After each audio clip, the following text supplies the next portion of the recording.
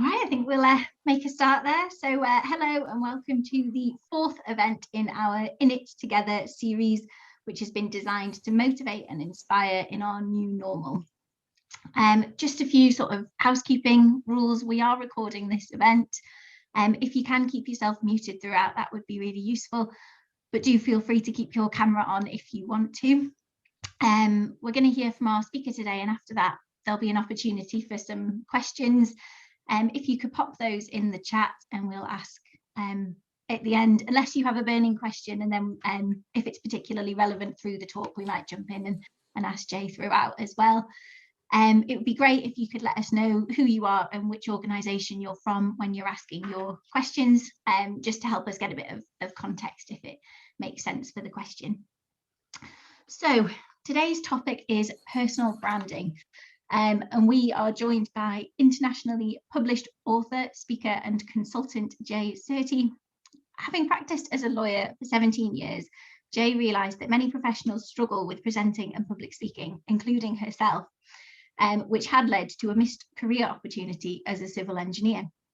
She now works with executives, teams and MBA candidates to help them transform their presentations to make sure they engage with the audience and get their messages across. Jay has served as an executive board member of Women in Banking and Finance and the Women's Engineering Society, and she is a current board member of the University of Dundee. Jay has also written a number of books on presentation skills, the most recent being Ultimate Presentations. And then, yeah, as I said, today, Jay is going to talk to us about personal branding. Over to you, Jay. Thanks, Jo. Well, good afternoon, everybody. Today's topic, as Jo mentioned, is about personal branding. And I put professional branding here because I think it links into career management. So I'll come on to that in a moment. But just to reiterate, we'll have a sort of about 35 minutes of me sharing some tips and then some Q&A. Hopefully it'll be energetic discussion afterwards. So pop your questions in the chat or let Jo know and we can tackle them towards the end. Why do we need to know about personal branding? And I'm sure it seems like an obvious point because of the past year or so where we've all been working remotely, relying on technology quite a lot. But even out with that, we realise that globalisation and technology has changed the way in which we work. And certainly from my perspective, because I've had quite a few career changes, things have changed a lot in the last few decades. And there is no longer really traditionally a job for life or moving up the ladder in an organisation. Of course, it still happens, but it's mostly different for very many of us where you move organisations or opportunities change. And with the global climate at the moment, things have changed even more. So what does that mean for personal branding? Why is it important? And I think it's taking more responsibility for your own career and raising your profile. There's no longer, I guess, an opportunity to rely on your employer to provide that sort of training for you. It may exist, but the onus, I'm suggesting, is very much on ourselves to take control of our careers and our profile. So it's about adapting and evolving. There's a picture of me way back when, on the day that I graduated, and in the intro, Jo mentioned that I practiced as a lawyer for very many years, but prior to that, I graduated with a degree in civil engineering. And at that time, I'd gone to a girls' school, and so it was very much of a culture shock going to university, surrounded by some very confident male colleagues, plus the fact that I was very much an introvert, so I had very little confidence, and I never really put my hand up in class. So all of that together meant that by the time I graduated, I couldn't see myself on a construction site as a project manager, and I did very little in terms of what we now recognise as promotion and personal branding. But through trial and error over the years, I learned how to do that, even though I had this debilitating fear of public speaking. And that's why when I share some of the insights now, I feel it's really important, whatever stage of career you're at, but certainly right at the beginning, is to make sure that not only do you focus on your technical skills and professional qualifications, but equally devote some effort, or quite a lot of effort, in terms of some of the other things around that, about being visible, etc. So I think there are two strands to career management: personal development, which include your technical skills, but also what a lot of people would term as soft skills, which could be communication, negotiation, those sorts of things. But going alongside of that is this concept of personal brand, or your professional brand. And what is that? So let's talk about that. It's how you promote yourself. It's the expertise, experience, and personality that you want everyone else to see about you. And by the way, it exists whether you do anything about it or not. It's other people's perception. And so it can be a combination of the media, and that could be online material, and the impression that people get with the information they gather about you, or having met you, or not even have met you. It could just be a perception online. So what I'm trying to say here is that it's your reputation, and people will have a judgment or an opinion about us to whatever degree we have a relationship with them, whether we've met them or not. And by taking control, just being more proactive, we do have the opportunity to mold that personal brand and develop it. And there are things that you can do to influence that. So just coming back to, because I think it's quite important to give equal importance to career development in the traditional sense that we know it as, but also personal brand. So we know about working on your career development and tying it in with an annual review at work, for example. So that starts with self-awareness, working out where strengths and weaknesses and gaps are. Do that through getting feedback, and then you develop a plan where you set goals and work towards it. Similarly, you can do that with developing your personal brand, but things to look out for are raising profile. And I think with most of the audience today, we have a largely female audience. It's not necessarily restricted just in terms of gender split, but in my experience, I tend to find that my female colleagues are not quite as proactive about being visible, about putting themselves forward. And it's not necessarily relevant to everybody, but that's the impression. And so advocating for yourself is incredibly important to developing your profile perception in the wider community. Building a strong network, because that's where the opportunities are, and that's where people will notice you. So we'll come on to that in a little bit more detail in a moment. But how do you do that? Being able to articulate what you do, what's important to you, where your expertise lies, all of these aspects comes down to how you're able to get your target audience, whatever that may be, to understand who you are and what you can offer. So just briefly, if we think about your goal setting, your professional or personal development, I always like to think of it in terms of carrying out a SWOT analysis, which you'll know what that is, and quite often, that's something that you carry out when you're working on a project. But it's a really useful tool to use when working on your own development, and just identifying where strengths are, where weaknesses are, what opportunities might be. So I know, this is nothing new for you, but my suggestion is, for personal branding, this can be a really useful way to think about how you develop or make the best of it. So a quick example here is thinking about, not only what your strengths are, but what other people see as your strengths, because that's quite important. Remember, it is about the perception. And so that's where the promotion aspect comes into it. What could you improve? What things get in the way? So when we look at threats, these could be obstacles, and it could be things like, well, you just don't feel you have enough time to devote to that because everything else, deadlines, etc., or things outside of work take over. And it's just pausing for a moment to think, actually, You know, am I devoting enough time to it? Could I put more resources towards it? And what are the things that are getting in the way? And is it my mindset, for example? Let me give you a really sort of simple worked example. So these are just very typical types of areas that might come through if you were to carry out a SWOT analysis. So strengths could be, you know, do you speak more than one language? What are the successful projects that you've worked on or have been involved in, whether that's through university, early part of your career, etc. Are you a team player? So those are obvious and you know, they're easy to identify, but do we talk about them enough? Weaknesses could be things like time management, gaps in your technical knowledge, and networking.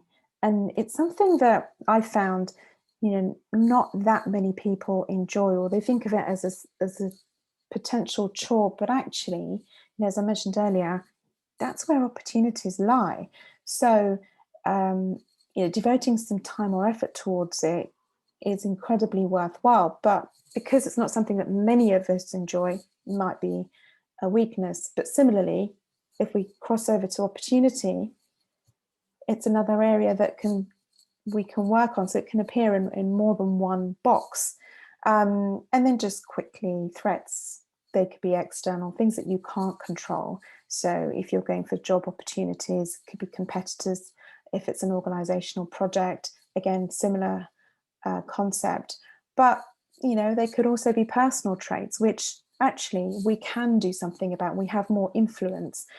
So you know, these sorts of exercises are really important to make some time to go through. It might not be a SWOT analysis, but it's just finding some tool to just increase your self-awareness, because then we will build on, okay, how do we maximize our personal brand?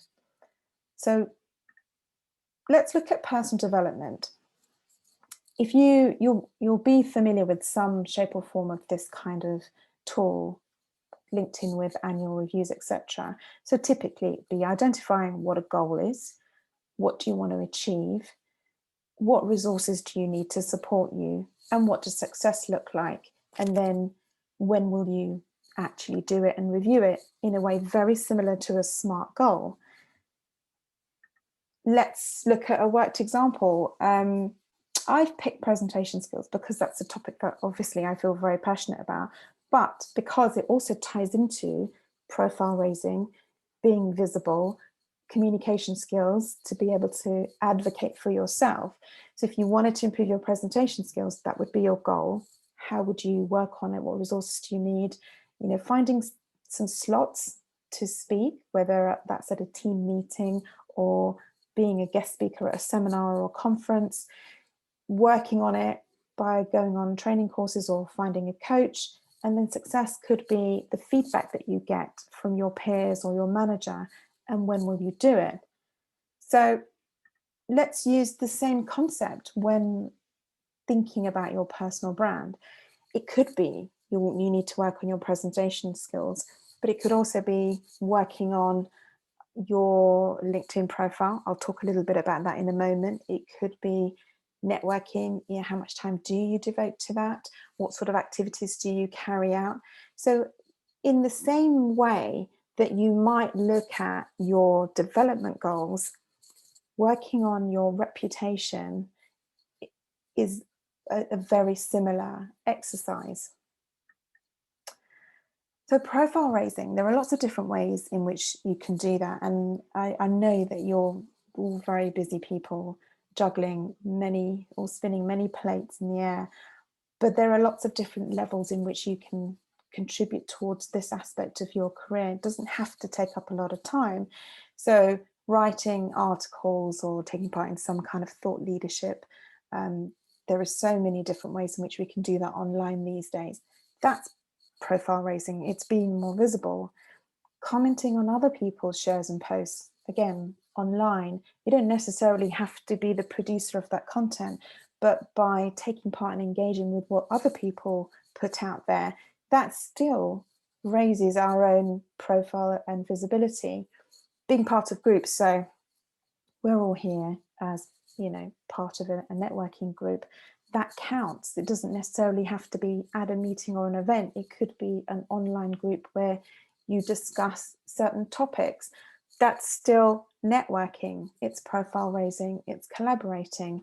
And of course, lastly, you know, I don't think there's any better way to raise profile than finding opportunities to speak, because, you know, other people get to see you in a different light.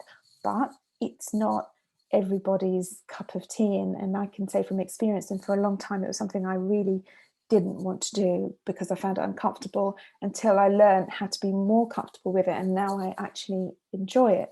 So there are lots of different ways in which you can raise your profile. And even if you just pick one small aspect of it, that's doing more, because it's not, I don't think it's a would like to have. I think it's something that, you know, being proactive is very important.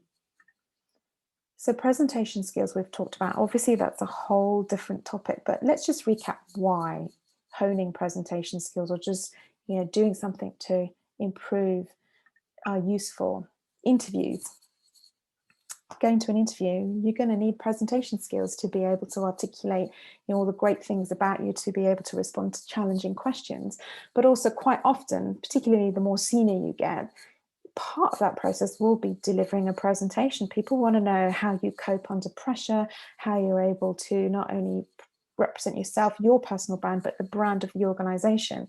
So interviews is an obvious one, we know about it. I've talked about profile raising, but the other aspect of the reason why to work on communication and presentation skills is, you know, networking. It's an effort, and it's a good thing to do, to be part of a network. But then when you do meet new people, how do you very quickly let them know, again, what do you have to offer? And if it's not them directly that could help you, will they have enough information in a very short period of time to be able to remember you and put you in touch with other people? So it all comes down to being able to articulate, and that comes with experience, but also, you know, mindful effort. And then building a network. People need to know who you are and what you can do. So that's the obvious part of profile raising and having an audience. But the network is where your opportunities lie. So it's very important to cultivate good relationships across lots of different groups and sectors. I've talked about opportunities being attached to people, but what else does your network afford you? Network intelligence and recommendations. So people that you know, either quite well or not so well, they would still be able to give you some kind of feedback or share some intelligence with you. Adding value, that goes both ways. And that could look like anything from making an introduction to providing some useful material, could be sharing articles on thought leadership. It could be as little or as much as you want, but it is an important part of developing good professional relationships. Talked about being an introducer, but also asking for introductions. And these relationships, I think, in any kind of network, rather than being transactional, is having genuine relationships with people, because that's really what a network is all about. Being visible is raising your profile, keeping up to date with industry news. You know, you get that from your network as well, people with their finger on the pulse and you being involved in that. And then the last one, keeping in touch. It's all very well having a good network or having a large network, but the quality of that will depend on how engaged you are with the people that you're connected to, and vice versa. So having some kind of plan of action to be able to regularly keep in touch with people. And by regularly, I mean, you know, it could be as little as once every 6 months, just kind of touching base and saying, you know, what's new with you, what's happening. So it's being front of mind, and that all very much ties in with your reputation and your personal brand. It's being visible, it's being front of mind, it's being known for somebody who adds value to their network, who's a good introducer. I'm not saying that you need to be all of these things, but these are things to think about, and and choosing which ones resonate with you that you could work on. So if you just picked one aspect of it after today to focus on, that would be increasing and investing in your personal brand. And just want to touch on mentors. I know many of you might have worked with mentors or might be looking for them, and they have their place in terms of giving guidance and support. But remember that mentors also form part of your network. So even if your mentoring relationship was for a short period of time, you would still be in contact with them and they will be connected to other people. So bear that in mind, that mentors are part of your wider network. Very quickly, want to mention a TED Talk that I always recommend, particularly when I'm working on presentation skills workshops.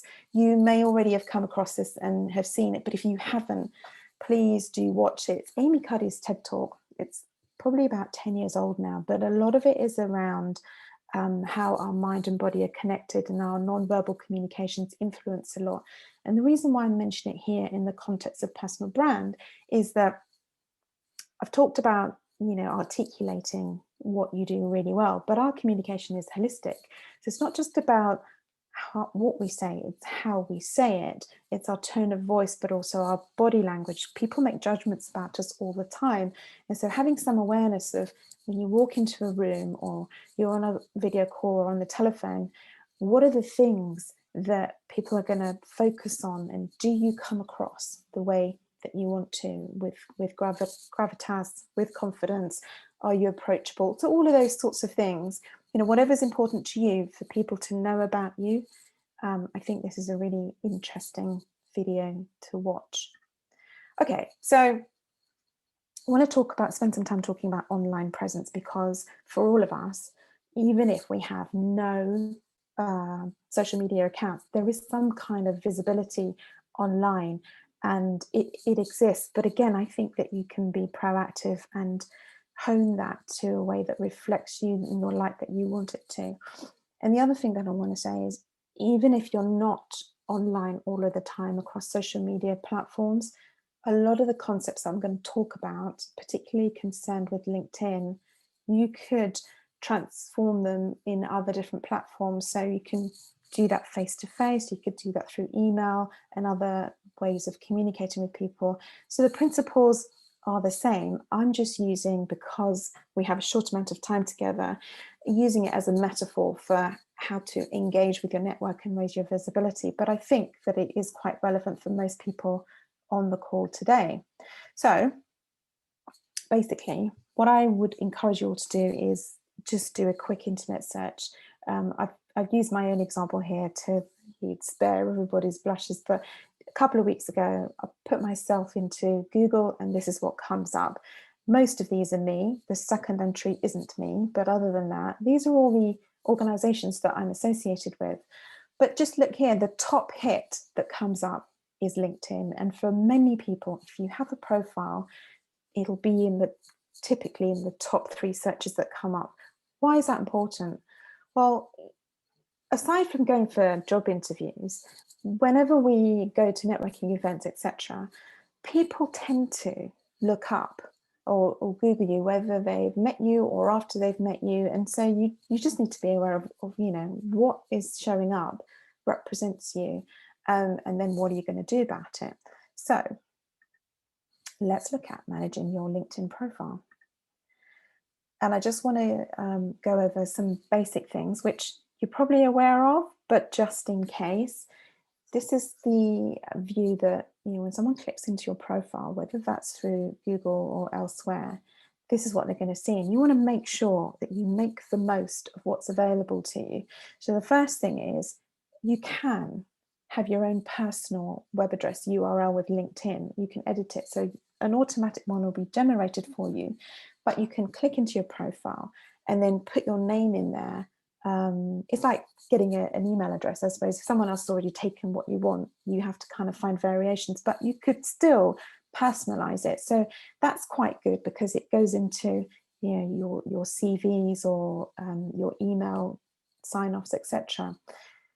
Profile picture we all know about, professional but engaging. Does it reflect how you want to show up It's a perception. Is it professional enough? Is it welcoming enough? Finding that balance. But behind that, you have a banner. And I think that's a missed opportunity for a lot of people, because that can showcase all the projects or groups that you're interested in. And you know, there's lots of different ways in which you can design that. It doesn't have to be a photograph. You could put something together in PowerPoint or free websites like Canva. And again, it's because it's top of the fold. It's the first thing that people scroll down. It in a very visual way, very quickly, it could showcase what your brand is about. The heading, I would suggest, rather than just your job description, put in some key phrases that actually reflect you as a person, as an individual, but also balance that with keywords that come up in searches. And then the other big thing is, in your summary section, you have 2,000 characters to talk about yourself in an engaging way.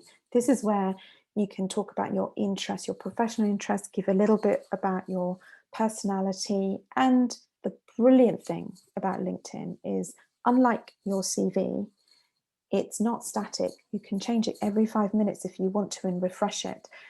Leave it for a few days, get somebody's opinion from your network as to, does this reflect me? Because you're giving me an objective view, and hone it and just see what works and what doesn't.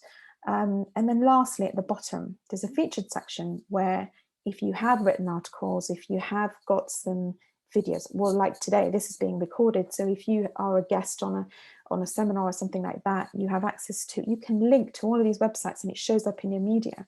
So as opposed to having a CV, this is a living, breathing resume that is part of your personal brand, not your company's brand, that goes with you everywhere. So I hope that you're all maximizing all these basic tools that are available to you. But if not, it's worth having a review. And if you're not on LinkedIn, think about how else you could do that offline. Are you really showcasing, you know, all the great things about you? Because if you don't do that, can you really rely on other people to speak up for you? So I'm not talking about being arrogant, but I am talking about being a very strong advocate for yourself. So this is, you know, just an outline of what goes into your summary on LinkedIn, but if not there, elsewhere. Think about it as being very conversational, using first person.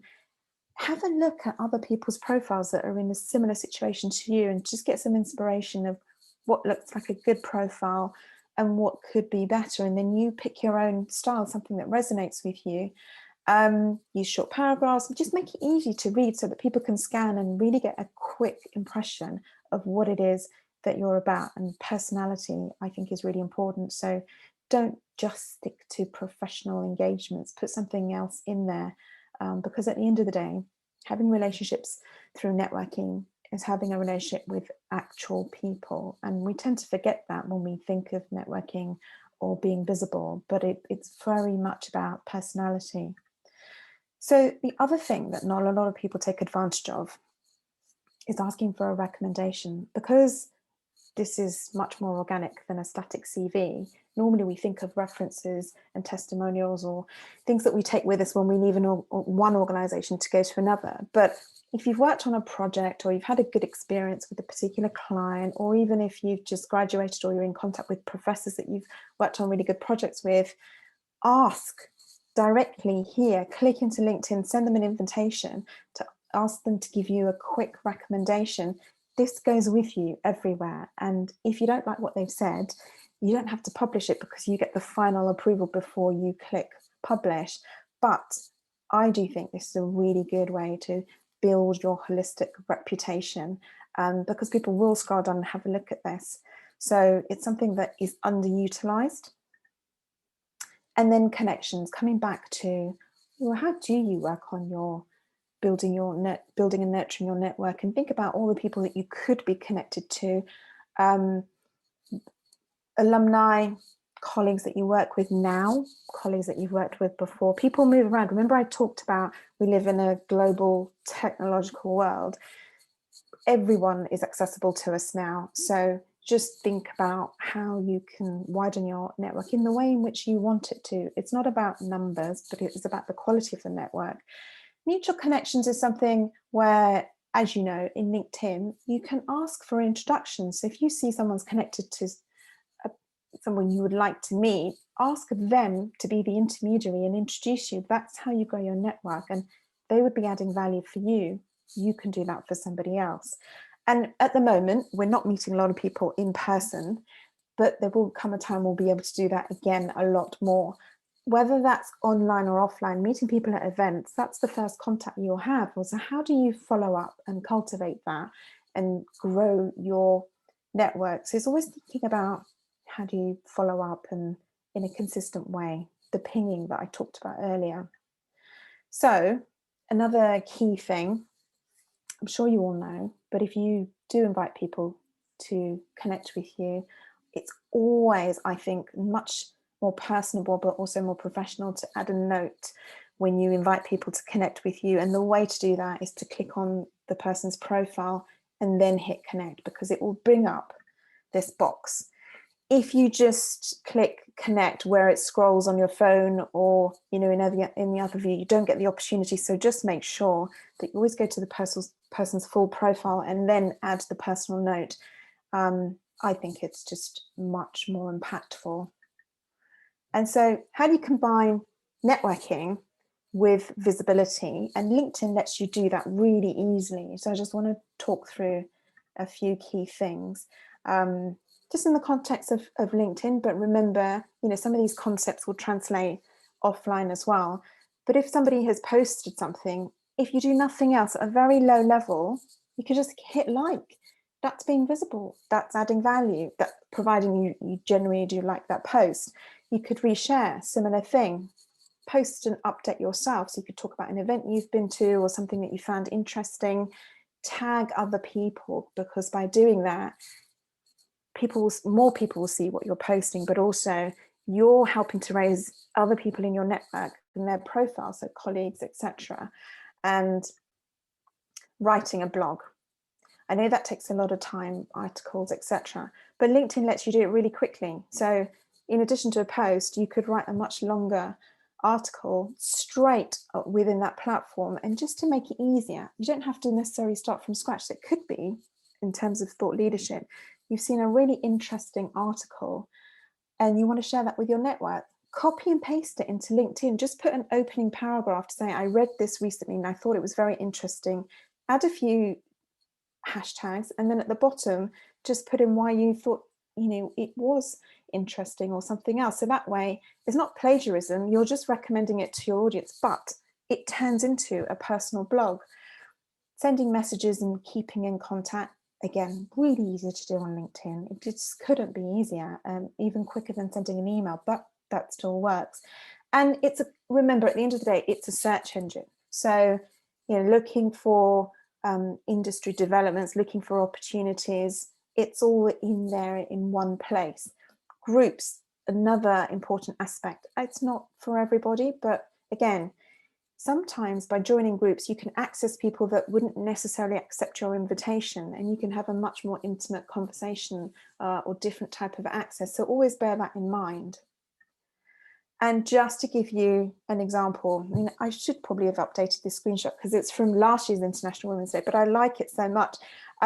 It's just easy to see if you have something come into your feed, you know, the buttons I talked about, quickly like, comment or share. Couple of minutes over a cup of coffee. If I devoted 5 or 10 minutes a week, that would still be me raising my profile at a very low level, in a very low level way. So to summarize, the whole thing about personal brand is thinking about, what do you want to be known for? Does the perception out there reflect the reputation that you would like it to be? Tie in with personal goals and development and build a roadmap. So your brand, I think, is just as important as working on your technical skills. The two ought to be intertwined. The network, however comfortable you feel about networking in the traditional sense, your network are people in other organizations, in your organization, people that you've worked with before, new people that you will meet. It's a lifelong effort, I think, but that's where the opportunities come, and they may not be obvious. It may be that you have introduced two people you're connected with, and then years later somebody will remember you and come back to you with an opportunity. But it is all about genuine relationships and adding value to your network, keeping your finger on the pulse, researching so that you can adapt and evolve, always thinking about recommendations. And if at the moment you think, well, that's not really appropriate, again, to add value for other people, you could volunteer a recommendation, and that's quite a nice thing to do. Grow your online presence in whichever way that you think is appropriate, whether it's just posting something regularly, joining in with other people's posts, or even, you know, finding opportunities to speak. I think that's a key way to do it. Elevator pitch, I've put it there right at the end because it ties in with networking. But it isn't just about formal networking events. It's when you're put on the spot and somebody hasn't met you or doesn't really know that much about you, and it could be in another department that you've walked across, you know, the building or corridor, whatever it is, and someone else has introduced you. What do you do? That's the eternal question. How will you answer that?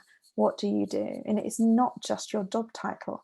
So I always recommend drafting 2 or 3 versions, getting really comfortable with it, leaving it for a few days, and then, you know, refining it so that in your toolkit you have 2 or 3 different ways in which you can answer that question of what do you do, or how do you fit in here, or who are you connected to. And it doesn't put you on the spot, but it just comes across as very natural. So that's quite important. And, you know, then when you do get to go to an event, you're ready to be able to articulate that. So just to finish off, I always like to recommend a couple of books which I think are interesting on this topic of networking and also building your personal brand.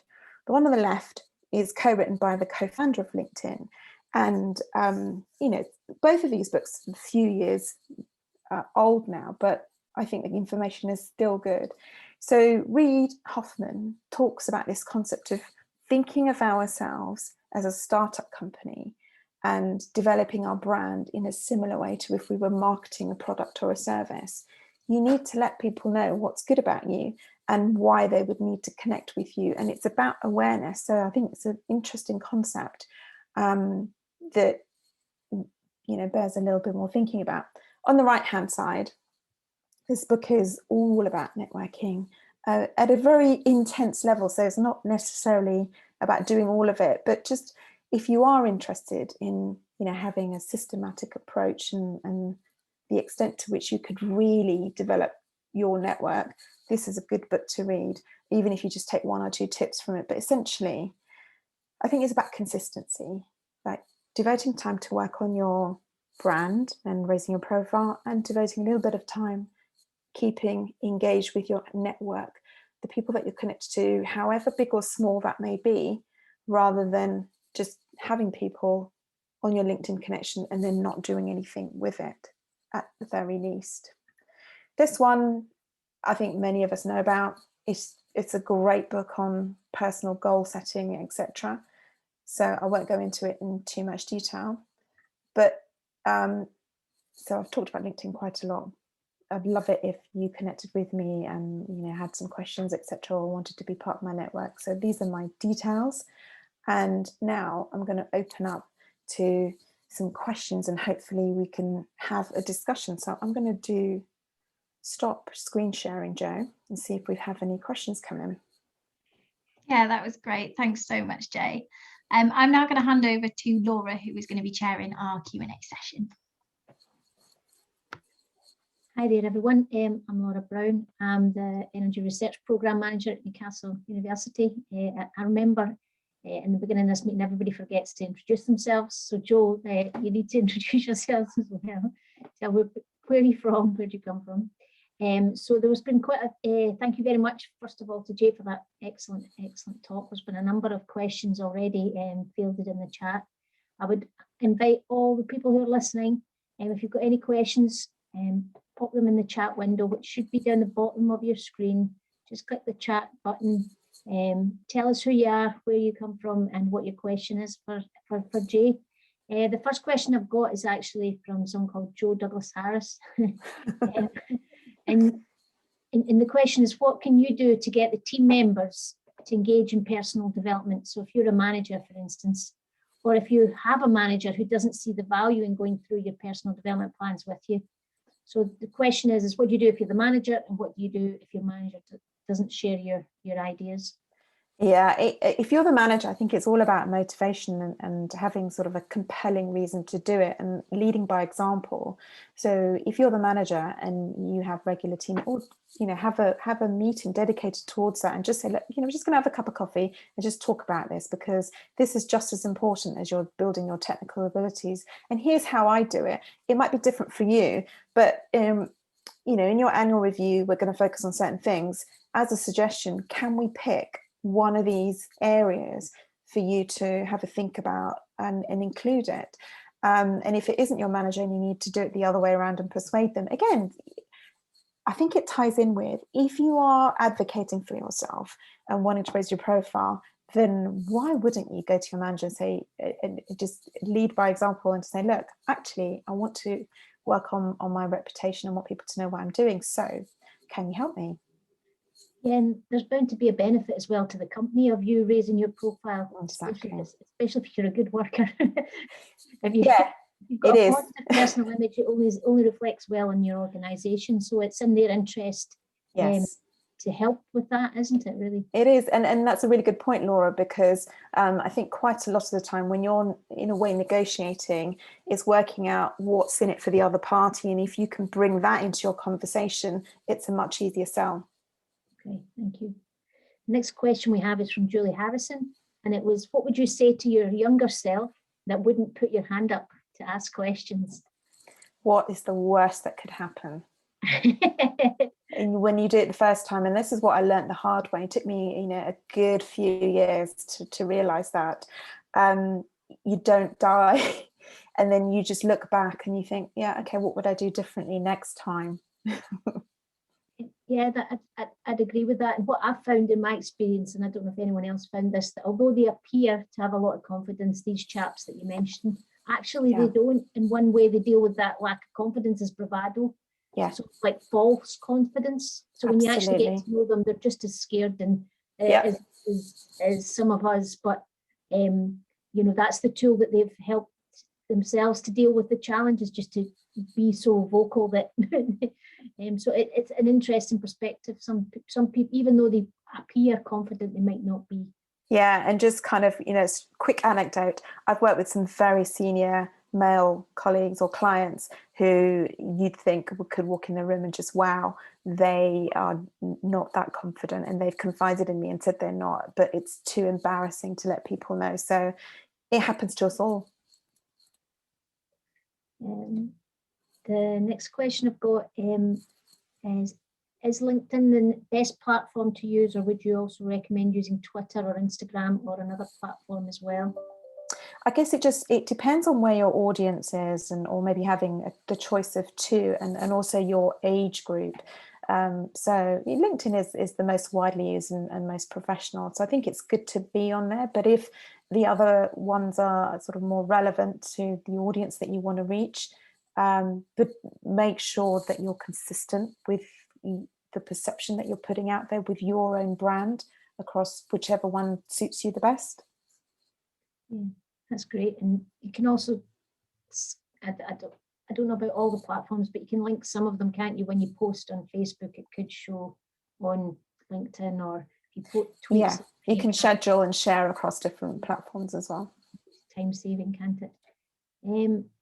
Paula Mahone from the ICE has said, your book looks good. Who's this targeted at, and where can we get this from? You can get it from everywhere. It's targeted at everybody, actually, even though the publishers kind of focus on the sort of early careers. Everything in there is relevant to anybody that has to speak in a meeting or even big conference. So yeah, if anyone's interested, maybe I've got a special discount code that I can share with Joe later, so I'll pop you an email. Thank you. So Paula has another question. In order to attract a more diverse workforce, should companies be looking at their branding and image? Yes, absolutely. So in the last couple of years, I'm thinking maybe 18 months ago, the last time I did an actual live speaking event, this question came up a lot in the networking afterwards. So the audience were predominantly male colleagues, and they were from organizations looking for answering the same question, and they were very much focusing on their brand and getting younger colleagues who are very much social media savvy to help with that and their messaging and branding, because it is all a marketing exercise. So if you have if as a company, it's about having a certain perception, you're going to attract what you put out there. So it's very much a live conversation at the moment. So I'm afraid my doorbell's just went. So can I ask Joe to ask the question from Eleni, please, just to see who's at the door? I'll be back in 2 seconds.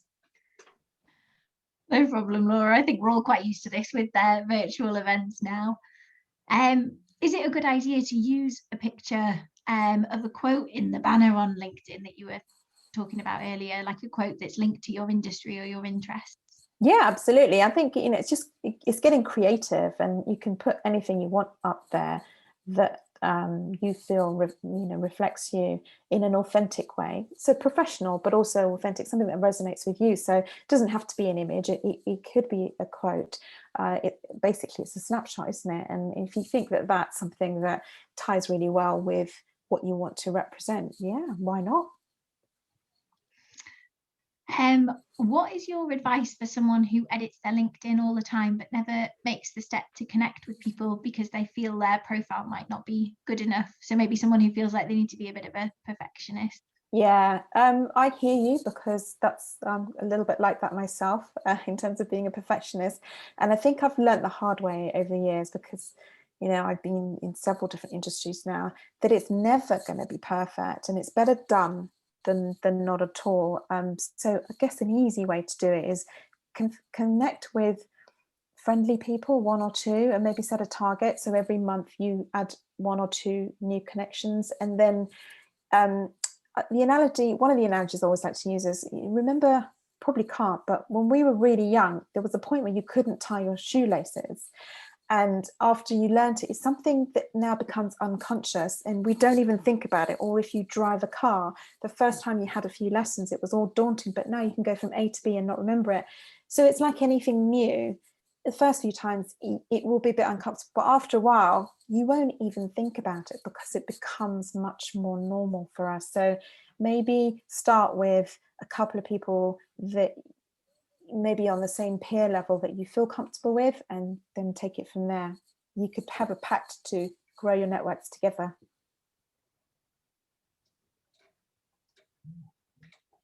Thanks very much, Joe, for fielding that. It was the Amazon delivery guy, you can imagine.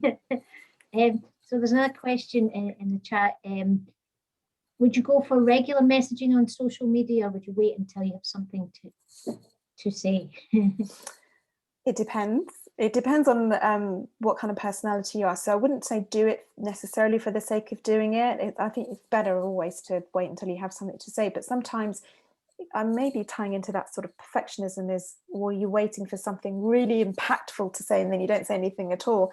So a good sort of compromise could be that, if somebody else has posted something, even just saying, oh, that was really interesting, because, and always just make it a little bit more value added than just saying, yeah, that was really great, would be a happy compromise. So you are sharing something, but you're also being visible at the same time.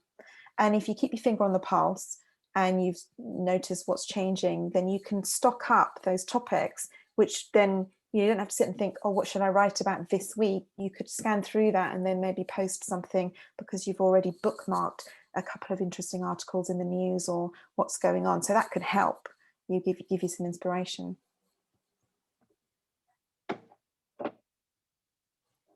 At the moment, there's no more questions, so I'll open it up again to the audience. If anyone's got any questions, please just note them in the chat. I've got a question round about, when you change job role, how much do you change your LinkedIn profile? So I'm thinking if you had jumped company, Yeah. Sort of, Well, like, I mean, I've actually jumped industries a few times. So from engineer to lawyer to, you know, being an author and a presentation coach. And so I've changed it quite a bit, and that's okay. We've moved from the situation where everyone used to think of LinkedIn as you'd only be on there if you were looking for a job.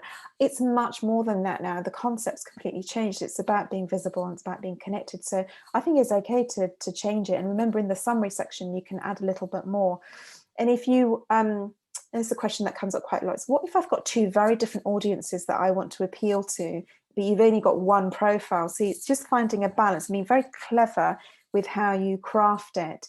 And then taking it offline, I've got a number of different versions of my CV, depending on, you know, if I need to provide it for something or other, and they're ready to go with just a little bit of a tweak. And some of them, what's this similar, some of them are slanted towards one particular industry across the number. So that's another way that you could, you know, do that. But with your LinkedIn profile, put a little bit of each of those sectors you're trying to target, but find a way that you can marry them together.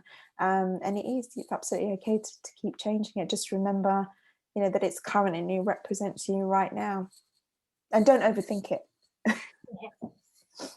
so the $1 million question, how many contacts do you have on LinkedIn? I was just thinking that myself. I don't think I know anymore.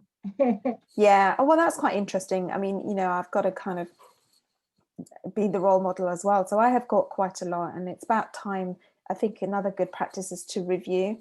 And so over the next couple of months, I'm going to go back and have a look and see, well, who have I not been in contact with for a long time? They, you know, they're clearly not an active part of my network, or I've not been doing that for them. And I'm going to do a tidy up. So it isn't about numbers, it's about quality. Exactly. The doorbells just went again. So I'm going to just give it back to Joe. But yeah. Yep. So how do you manage social media? Do you do it in set times, or are you sort of constantly on your phone? Does it take over your life, or do you have any tips?